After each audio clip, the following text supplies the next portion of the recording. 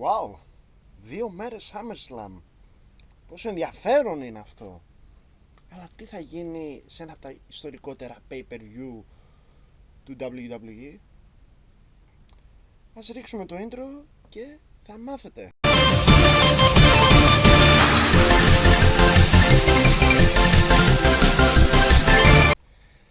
Όπως καταλάβατε και από το πρώτο intro, θα μιλήσουμε για το κοσμοϊστορικό SummerSlam, καθώς θα χωριστεί σε 2 βραδιές. Όμως πριν γίνει αυτό, μην ξεχνάτε ένα like, subscribe και comment για να φτάνει η δουλειά μας σε περισσότερα μάτια. Και επιπλέον μπορείτε να γίνετε μέλος του καναλιού μας για να ενισχύσετε την προσπάθεια που κάνουμε με ένα ικανοποιητικό ποσό, θεωρώ, του 2 ευρώ το μήνα ή και 3 ευρώ άμα θέλετε να μας ενισχύσετε ακόμη περισσότερο.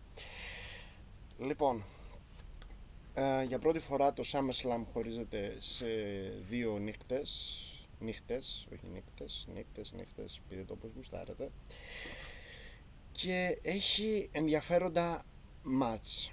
Δεν θα έλεγα καλοχτισμένα μάτς, αλλά επί το πλήσιο είναι ενδιαφέροντα, εκτός από το Sami Zayn και Karrion Kross. Αλλά σαν ονόματα και σαν ποιότητα του μάτς που θα δούμε από κάποια ονόματα, είναι σίγουρα ενδιαφέροντα. Καλοχτισμένα όχι. Πάμε να δούμε ποια είναι αυτά τα μάτς. Θα ξεκινήσουμε με την πρώτη βραδιά, καθώς θεωρώ ότι main event της πρώτης βραδιάς θα είναι το Gunther CM Punk. Νομίζω ότι κατάλληλο μάτς για να ανοίξει τη βραδιά είναι αυτό μεταξύ της Tiffany Stratton, της WWE Champion, και της βασίλισσας του Ring για το 2025, Queen of the Ring, της Jade Cargill, πιο γνωστή ως και Storm, εάν ο Kevin Feige στο reboot στο MCU την πάρει κάνοντας αυτή την έξυπνη κίνηση. Πέρα την πλάκα, γιατί πρέπει να ξεκινήσει το συγκεκριμένο match πρώτο? Γιατί και οι δύο γυναίκες το έχουν, ειδικά η Tiffany Stratton. Δεν αφαιρώ τίποτα από την Jade, η οποία έχει βελτιωθεί πάρα πολύ, αλλά για να κάνεις ένα καλό ξεκίνημα ξεκινάς με αυτές τις δύο. Το συγκεκριμένο μάτς είναι προφανώς θα χωριστεί σε 2 κατηγορίες. Η απόλυτη αθλητικότητα εναντίον της απόλυτης δύναμης. Την απόλυτη αθλητικότητα φυσικά την έχει η Tiffany Stratton και η Jade είναι η Jade Cargill. Λοιπόν, πιστεύω ότι σε αυτόν τον αγώνα, μιας και η Naomi για την ώρα έχει βγει από την εξίσωση, όλα δείχνουν Jade Cargill. Δεν είμαι αντίθετος στην ιδέα. Το reign της Stephanie δεν είναι και τόσο wow, άμα εξαιρέσεις τη ματσάρα με τη Charlotte Flair ή το Last Woman Standing με την Nia Jax. Δεν την θεωρώ και τόσο καλά μπουκαρισμένη champion, αλλά εάν κάνεις η Jade Cargill πρωταθλήτρια, έχεις 2 επιλογές. Η πρώτη είναι να την πας με τη Charlotte Flair, όπου θα παραδώσει τη δάδα κτλ. Η δεύτερη και πιο ενδιαφέρουσα εναλλακτική είναι να την πας με την Bianca Belair, όπου μπορείς να την κάνεις κακιά. Βέβαια αυτό είναι εύκολο. Δεν θα λέγω ότι είναι εύκολη απόφαση, διότι η Bianca Belair είναι η απόλυτη καλή και αυτή που φέρνει πολλά χρήματα στην εταιρεία. Λοιπόν, στο συγκεκριμένο ματσάρα θα είναι, πρέπει να ξεκινήσει, να ανοίξει τη βραδιά. Πάμε Jade Cargill. Πάμε σε ένα από τα tag team αυτής της βραδιάς, που είναι ο αγών Randy Orton και Jelly Roll. Άρα φωκαρά για τον επόμενο που θα πω, εναντίον Drew McIntyre και Logan Paul. Όχι επειδή κάνει ομάδα με τον Logan Paul, παρεπιπτόντως ο Logan Paul, παρότι ξεκίνησε celebrity το 2021 σε segment με τον Sami Zayn και τον Kevin Owens ή πριν τον αγώνα, δεν θυμάμαι, είναι από τους celebrityάδες που πλέον έγινε active wrestler και τα πάει εξαιρετικά. Ένας άλλος εξαιρετικός celebrity που είχε 2 αγώνες ήταν ο Bad Bunny. Τώρα για το Jelly Roll δεν ξέρω. Και γιατί λέω φουκαρά Drew McIntyre? Αυτός ο Drew, ρε παιδιά, το αξίζει μια μεγάλη στιγμή. Δεν θα τη βρεις αυτό το tag team αγώνα εναντίον του Jelly Roll και του Randy Orton. Συμπαθώ και Randy Orton και Drew McIntyre και πιστεύω δεν τους αξίζει αυτός ο αγώνας. Αντιπαθώ προφανώς Logan Paul, αλλά είναι εξαιρετικός ο άτιμος. Randy Orton και Jelly Roll, παιδιά, εντάξει τώρα τι να λέμε. Λοιπόν, πάμε στο γυναικείο tag team match της βραδιάς, όπου η Judgment Day, καινούρια εγώ από Judgment Day, τα μέλη τα οποία σε συγκεκριμένη περίπτωση θα είναι των γυναικών, η Ρακέλ Ροδρίγκες και η Ροξάν Περές, που όσο περνάει ο καιρός όλο και περισσότερο μου αρέσει η χημεία που έχουν αυτές οι δύο γυναίκες, οι οποίες είναι και οι tag team champions, εναντίον της Charlotte Flair και της Alexa Bliss. Δεν περίμενα ότι η Charlotte είναι του 2025 και νικώντας ο Royal Rumble του 2025 που έφαγε τη γιούχα της Αλεπούς, θα γίνει συμπαθής δίπλα σε Alexa Bliss. Και οι δύο ομάδες πιστεύω έχουν να δώσουν. Καταρχήν οι γενικοί tag team τίτλοι δεν πρέπει να υπάρχουν, αλλά δεν έχει καμία σημασία αυτό. Προβλέπω σε αυτήν την περίπτωση να κρατούν τον τίτλο οι πρωταθλήτριες.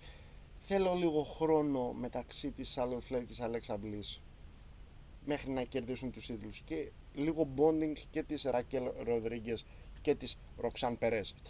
Λοιπόν, τώρα, μια που λέγαμε για tag team αγώνες, πριν πάμε στο tag team αγώνα που μπορεί και αυτό να είναι main event, πάμε στο Sami Zayn και Karrion Kross, όπου ο Sami Zayn, εάν κερδίσει, ο Karrion Kross πρέπει να πει ήμουν λάθος αυτά που σου λέω Σάμι, και αν νικήσει ο Karrion Kross, ο Sami Zayn πρέπει να πει ότι ο Karrion Kross ήταν σωστός. Όλο αυτό το hype με τον Karrion Kross δεν το καταλαβαίνω, πραγματικά το καταλαβαίνω, παιδιά. Νικητής θα είναι ο Karrion Kross, γιατί πρέπει να νικήσει αυτό. Αδιάφορο μάτς, δηλαδή ακόμα και ο φανταστικός Sami Zayn δεν μπορεί να το κουβαλήσει αυτό το πράγμα. Συγγνώμη.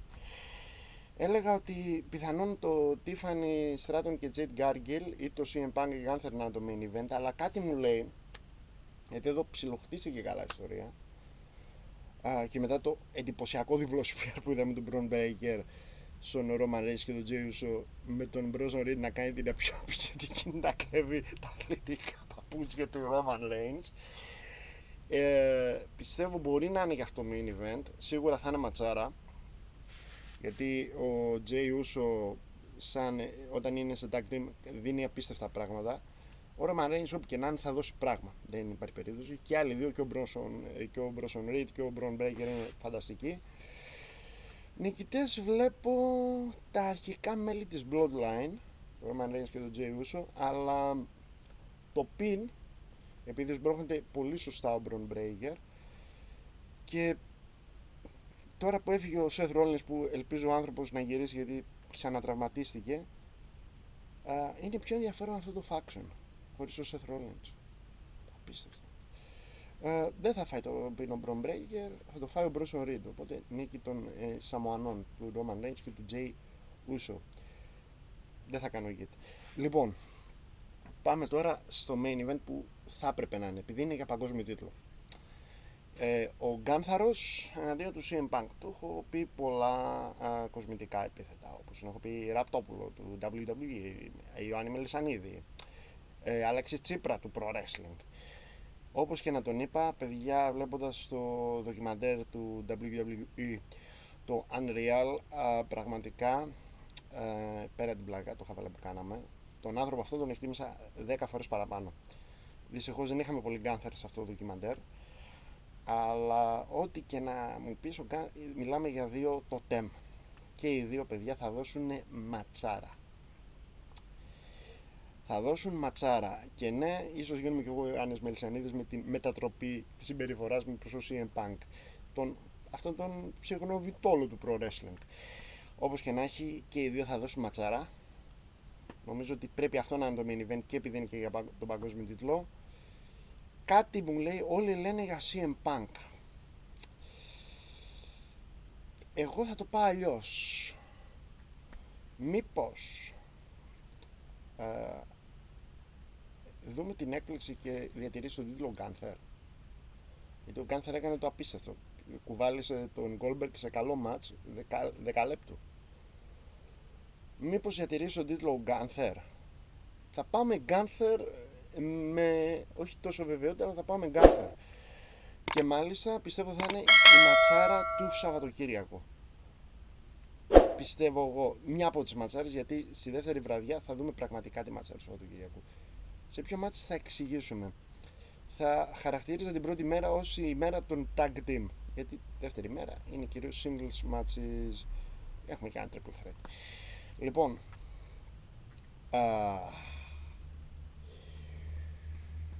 πάμε στη δεύτερη βραδιά, όπου θα ξεκινήσω με το triple threat, όπου η παγκόσμια πρωταθλήτρια γυναικών, η Naomi, η οποία έκανε αυτό το απίστευτο casting που ματσέφιζε όλους εξαπίνης, αντιμετωπίζει την Rhea Ripley και την Io Sky. Την Io Sky. Δεν μπορώ να βρω το λόγο, με αυτή τη δουλειά που έριξε η Naomi, αυτή την απίστευτη δουλειά. Πραγματικά το δεύτερο heel turn είναι απίστευτο και ναι, η εταιρεία της έδωσε αυτά που της άξιζαν, γιατί από την ώρα που ήρθε δεν τα έπαιρνε αυτά που έπρεπε και με το heel turn τα πήρε όλα και μπράβο στην κοπελάρα αυτή που ακούει όνομα Naomi. Δεν θα μπορέσω να καταλάβω για ποιο λόγο να πάρει το τίτλο η Rhea Ripley. Δεν χρειάζεται το τίτλο η Rhea Ripley. Έχει φτάσει σε αυτό το επίπεδο που αν δεν έχει τίτλο δεν θα γίνει και κάτι. Όσο για την Io Sky, παιδιά, καλή προσπάθεια του Triple H να την μπουκάρει σαν πρωταθλήτρια, δεν πέτυχε το πείραμα. Ξεκάθαρα δεν πέτυχε το πείραμα. Πάμε Naomi. Ψιλοχτισμένα καλό το μάτς, αλλά οκ. Πάμε στο Solo Sikoa Jacob Fatu. Στη Σαουδική Αραβία πέσαμε πολύ έξω, γιατί δεν είδαμε τον Τόγκα να έρχεται. Κάτι μου λέει τώρα, δηλαδή να έρθει ο Τζέιους να βοηθήσει τον κύριο, τον λικάνθρωπο της καρδιάς μας, τον Τζέικοπ, αλλά κάτι μου λέει θα επιστρέψει ο Τάμα Τόγκα, δεν ξέρω, κάτι μου λέει, δεν ξέρω, επειδή είναι πολύ καιρό έξω, δεν ξέρω πώς μεγάλος είναι ο τραυματισμός. Είναι και Steel Cage κιόλας. Steel Cage, Lagert, και αυτοί οι δύο το έχουν, ειδικά ο Τζέικοπ. Πάμε νίκη solo αυτή τη φορά, νίκη solo.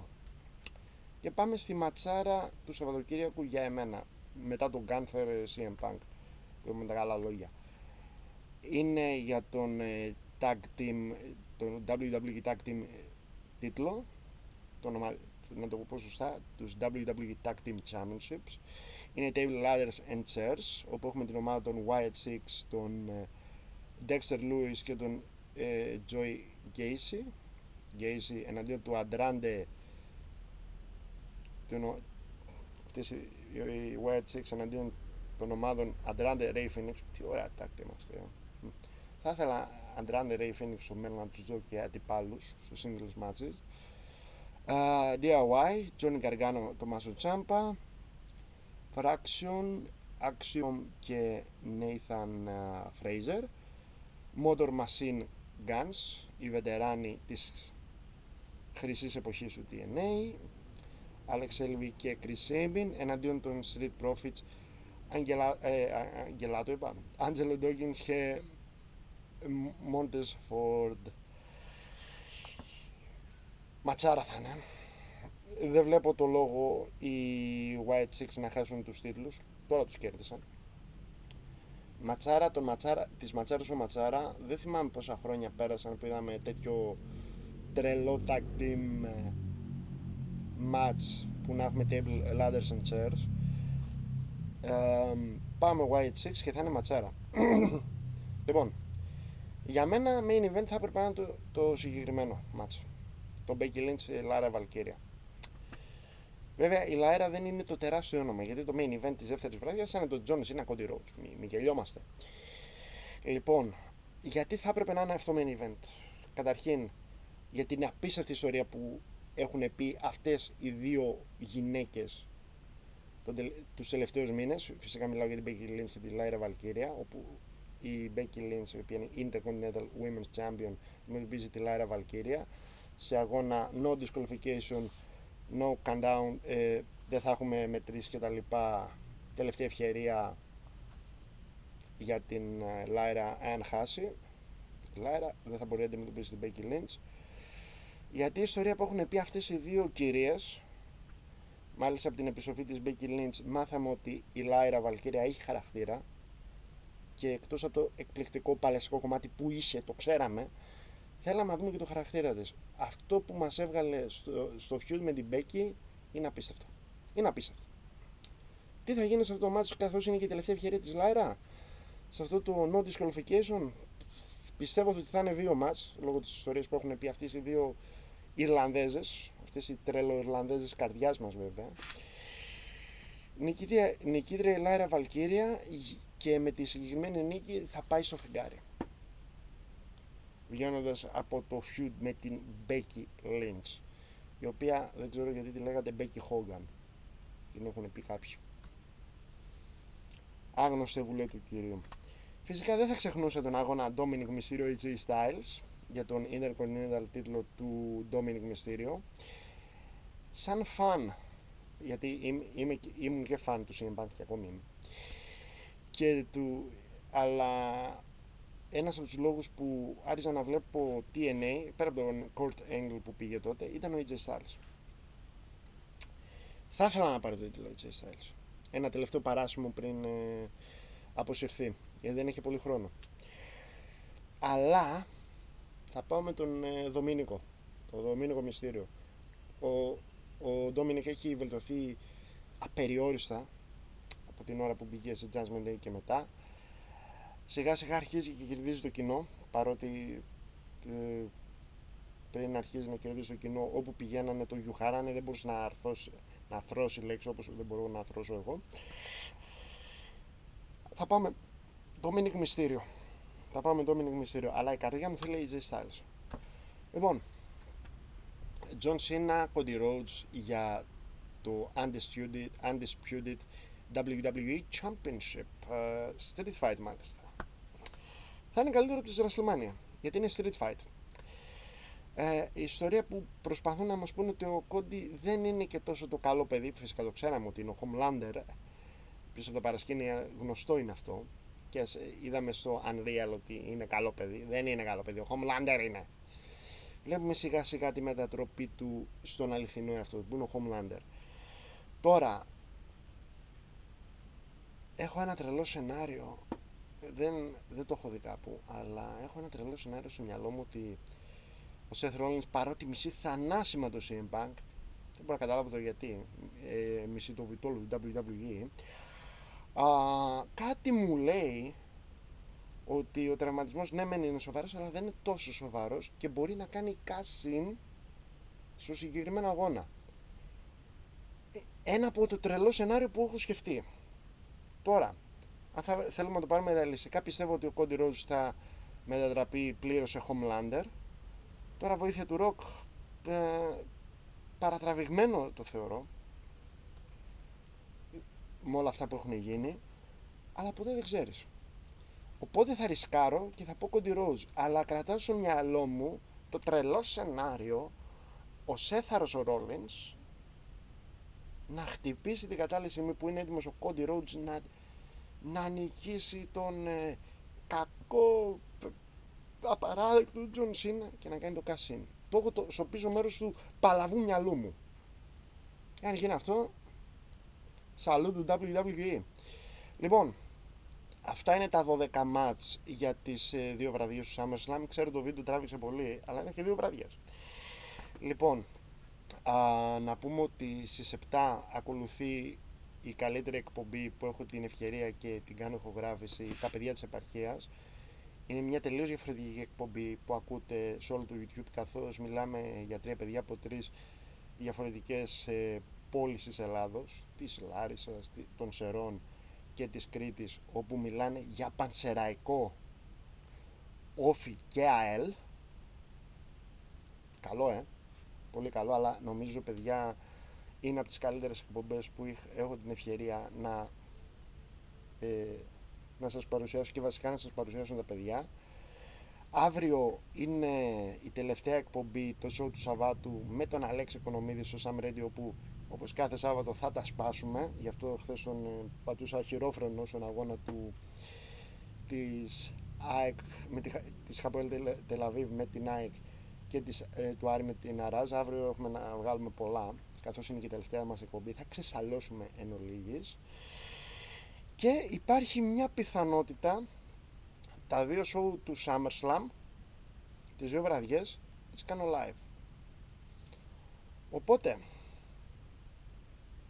ανάλογα τι ώρα θα δει το βίντεο, πρωί, μεσημέρι ή και βράδυ, έχετε μια υπέροχη μέρα, ένα υπέροχο βράδυ. You know the drill. Γεια σας.